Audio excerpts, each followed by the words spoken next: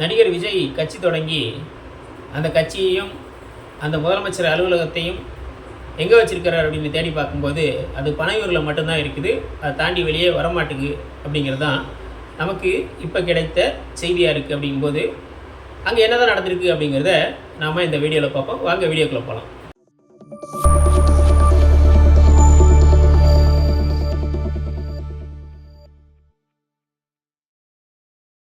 வணக்கம். சென்னை சுற்றியுள்ள மாவட்டங்களில் மிகப்பெரிய வெள்ள பாதிப்பு ஏற்பட்டிருக்கு.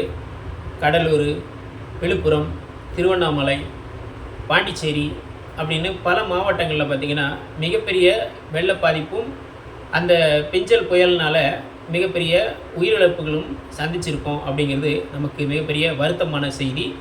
இந்த சூழலில் அங்கே இருக்கக்கூடிய அந்த பாதிக்கப்பட்ட மக்களை இங்கே இருக்கக்கூடிய எல்லா கட்சிகளும் போய் பார்த்து அவங்களுக்கு ஆறுதல் சொல்கிறாங்க. அவங்களுக்கு அடிப்படை தேவையாக இருக்கக்கூடிய பொருட்களையும் உணவுப் பொருட்களையும் கொடுத்து அவங்கள ஆறுதல் படுத்தக்கூடிய வேலையை ஆளுங்கட்சி, எதிர்கட்சி, இன்னும் பிற கட்சிகள்லாம் செஞ்சுக்கிட்டு இருக்காங்க. அப்படிங்கிறதுல நமக்கு எந்த மாற்று கருத்தும் கிடையாது. அதே நேரத்தில் இப்போது கட்சியை தொடங்கி அந்த மிகப்பெரிய அளவில் மாநாடு நடத்தி அந்த மாநாட்டில் அந்த யாரெல்லாம் இடம் கொடுத்தாங்களோ அவங்கெல்லாம் வீட்டில் கூப்பிட்டு சாப்பாடெலாம் கொடுத்து அவங்களுக்கு என்ன மோதிரம்லாம் போட்டு விட்டாரு அப்படின்னு சொல்லி விஜயை பற்றி பேசிக்கிட்டு இருந்தாங்க.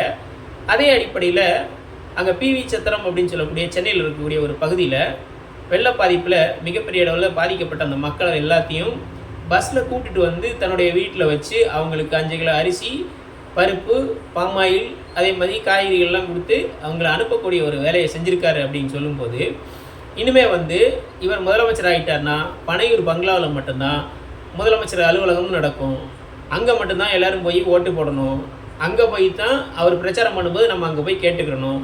அதே மாதிரி எதுனாலும் சரி விஜய்க்கு என்ன ஒரு அறிவிப்பு வெளியிட்டாலும் இங்கே இருக்கக்கூடிய ஒட்டுமொத்த தமிழ்நாட்டு மக்கள் என்ன செய்யணும், விஜய் வீட்டுக்கு முன்னாடி போய் நின்றுக்கிட்டு அவர் என்ன சொல்லுறாரோ அதை கேட்டுட்டு நம்ம அதன் அடிப்படையில் தான் என்ன பண்ணணும், செயல்படணும். அவர் என்ன பண்ண மாட்டார், இறங்கி இந்த வீதிகளில் வரமாட்டார்.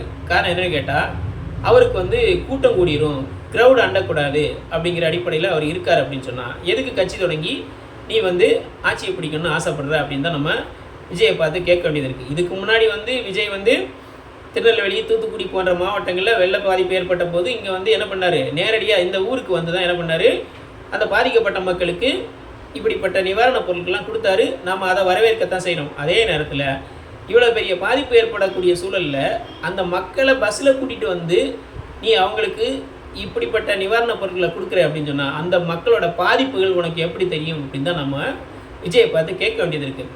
ஏன்னா சீமான் எப்போவும் ஜெயிக்க போகிறது கிடையாது. அதனால் சீமானுக்கு ஏதோ ஒரு புறம்போக்குத்தனமான ஒரு அரசியல் பண்ணிக்கிட்டு அப்படியே வாழ்நாள் ஃபுல்லாக அப்படியே கழிச்சிடலாம்னு இருக்காப்புல. ஆனால் விஜயாகி நீங்கள் என்ன செய்யணும்னா மக்களை இறங்கி அங்கே போய் அவங்களோட பாதிப்பு என்ன, அவங்களுக்கு என்னென்ன ஏற்பட்டிருக்கு அப்படிங்கிறத பார்த்துக்கிட்டு நீங்கள் அதன் வழியாக அரசியல் பண்ணும்போது தான் என்ன செய்ய முடியும், மக்கள் உங்களை நம்புவாங்க. மக்களோட மக்களாக யார் போய் இறங்கி நின்று அவங்களுக்கு ஆதரவு அளிக்கிறாங்களோ அவங்க தான் மக்களால் எப்போவுமே ஏற்றுக்கொள்ளப்படுவார்கள் அப்படிங்கிறது கடந்த காலம் சொல்லக்கூடிய மிகப்பெரிய செய்தி. அப்படிப்பட்ட ஒரு சூழ்நிலையில் விஜய் வீட்டுக்குள்ளே உட்காந்துக்கிட்டே எல்லா வேலையும் செய்கிறார் அப்படின்னு சொன்னால் விஜய்க்கு அந்த கட்சியை தொடங்கினது அவர் கிடையாது அப்படிங்கிறது மட்டும் நமக்கு நல்லா தெரியுது. காரணம் என்னென்னு கேட்டிங்கன்னா யாருடைய பின்புலத்தில் இருந்து தான் இந்த விஜய் இப்படிப்பட்ட ஒரு கட்சியை தொடங்கியிருக்கிறார். இந்த கட்சி கண்டிப்பாக ஜெயிச்சு இங்கே தமிழ்நாட்டில் ஆட்சியை பிடிக்கிறது அப்படிங்கிறதுலாம் விஜயோட நோக்கம் கிடையாது. ஏதோ ஒருத்தன் சொன்னால் நம்ம அதுக்காக தொடங்கணும். அதன் அடிப்படையில் நம்ம என்ன செய்கிறோம், இங்கேருந்து அவங்களுக்கு ஏதோ ஒரு நிவாரணம் அதெல்லாம் கொடுத்து நாம் வாட்டுக்கு எப்பவும் போல் படத்தில் நடிச்சிட்டு ஜாலியாக இங்கே பனையூர் பங்களாவில் இருப்போம் அப்படிங்கிற அடிப்படையில் தான் அவர் இருக்கிறாரு. அதனால் இப்படியே இருக்காரு அப்படின்னு சொன்னால் கண்டிப்பாக என்ன பண்ண முடியாது, இங்கே அரசியல் பண்ணுறதுக்கு உங்களுக்கு எந்த முகாந்தரமோ அந்த தார்மீக கடமையோ இருக்காது. அப்படி மக்களும் உங்களை அப்படியே விட்டுற மாட்டாங்க. கண்டிப்பாக மக்களோடு மக்களாக யார் வருகிறார்களோ அவர்கள் தான் அந்த மக்கள்கிட்ட தொடர்ந்து கனெக்ட் ஆகி அவங்களோட சேர்ந்து பயணிக்க முடியும்.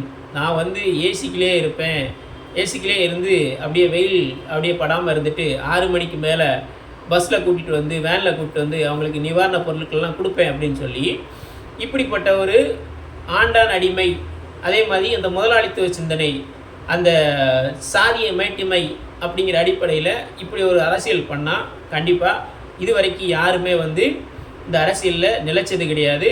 அதில் விஜய் மட்டும் விதிவிலக்கெல்லாம் கிடையாது. கண்டிப்பாக விஜய்க்கும் மிகப்பெரிய அடியும் இடியும் விழும் என்று சொல்லி இது போன்ற சமூகம், அரசியல், பொருளாதாரம் மற்றும் விளிம்பு நிலை மக்களின் குரலாக ஒலிக்கும் தடி தாடிக்காரன் தடி யூடியூப் சேனலை லைக் பண்ணுங்கள், ஷேர் பண்ணுங்கள், கமெண்ட் பண்ணுங்கள், அப்படியே சப்ஸ்கிரைப் பண்ணுங்கள்.